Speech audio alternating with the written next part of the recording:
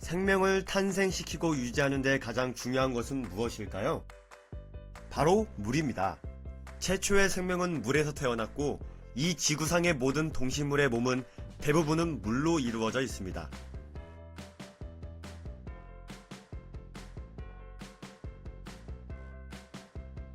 우리 인간의 몸도 이 지구도 70% 이상이 물입니다. 영어로는 워터, 프랑스어로는 오, 스페인어로는 아구아, 힌두어로는 신춘업 신짜이깐나, 화학기어로는 H2O라고 부릅니다. 물은 수많은 물질을 녹일 수 있는 용매이기도 하죠. 물 분자는 수소 원자 2개와 산소 원자 1개로 이루어져 있어 액체 상태로 존재합니다. 만약 지구상에서 물이 사라져버린다면 어떤 결과가 빚어질까요? 우리 인간은 단 하루 동안에도 수많은 양의 물을 소비합니다.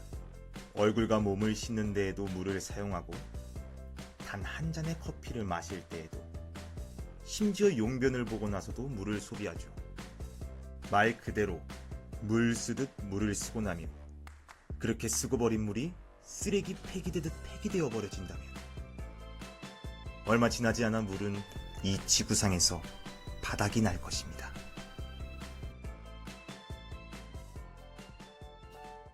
물은 어떤 과정을 거쳐 본래의 상태로 돌아오는 것일까요? 지금 강을 생각하고 바다, 비나 눈을 생각하시나요? 잠시 물이 떠나는 여행에 대해서 생각해 보겠습니다. 물은 한순간도 가만히 있지 않습니다. 기온이 높은 날이면 공기 중으로 증발하죠. 증발된 물은 더 이상 액체가 아닌 기체의 상태로 허공을 떠돕니다. 공기 중에서 떠돌다가 이슬이나 서리와 같은 형태로 다시 맺혀 물이 되기도 합니다. 때로는 공기를 타고 더 높이 올라가 구름이 됩니다. 구름 속에서 물은 올라오는 수증기가 덧대고 보태져서 점점 덩치가 커집니다. 그렇게 구름 속에서 무거워지면 지구의 중력을 이기지 못하고 땅으로 떨어집니다. 그렇게 땅으로 떨어지는 물이 바로 비고 눈인 것입니다. 떨어지는 과정에서 공기 중에 각종 더러운 물질들을 씻어내는 것이죠. 물은 그렇게 지구 곳곳에 떨어집니다.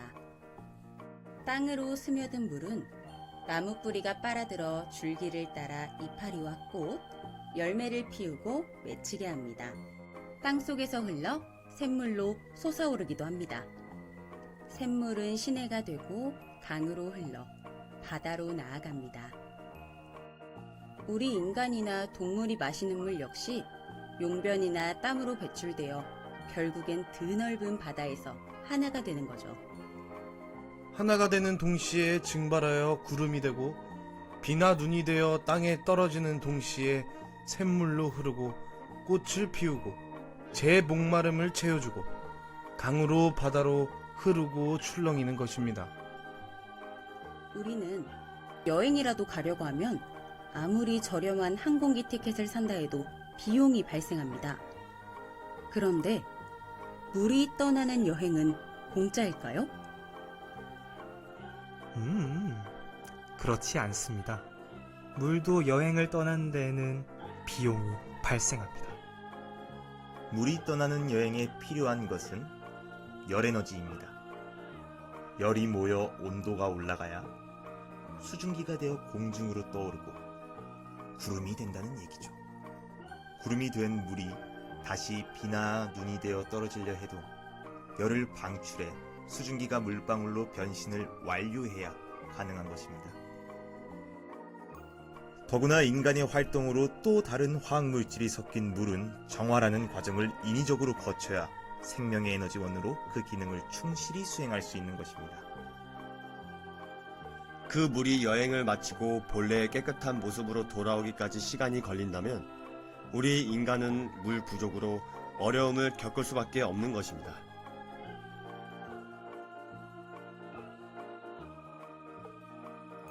우리 모두 합세하여 보다 깨끗한 지구 만들기에 동참하시면 어떨까요?